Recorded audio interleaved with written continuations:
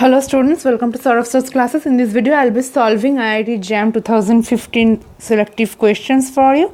In the next videos, you will be provided more of the solutions. So stay tuned and keep checking our channel. Let's start with question number 21. In question number 21, we are given that x1 to x10 are independent random variables and xk belongs to the normal distribution with parameters 0 and k sigma square, where k is 1 to n. Now here sigma square is unknown. The maximum likelihood estimated for sigma square is to be calculated. Now we can say that L theta is equal to product of fxi xi is equal to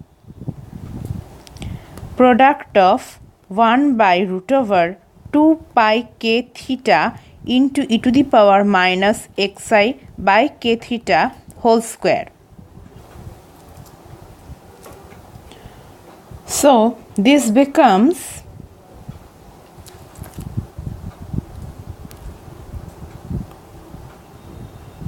ln of L theta is equals to minus n by 2 ln 2 pi k minus n by 2 ln theta minus 1 by 2 k theta multiplied by summation of xi square. Let me add a page.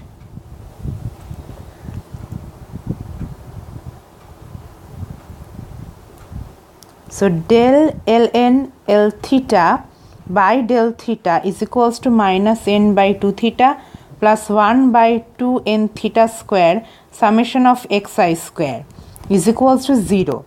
This becomes theta cap is equals to 1 by nk summation of xi square. In the question, we are asked to calculate the maximum likelihood estimated of theta. So now we see if this really is the maximum likelihood estimated of theta. So let's see how to check this. Del square ln L theta by del theta 2 is at theta cap is equals to n by 2 theta square minus 2k theta cube summation of xi square. This we need to calculate at theta cap. So at theta cap this becomes n by 2 multiplied by 1 by n square k square summation of xi square whole square minus 1 by k 1 by n cube k cube multiplied by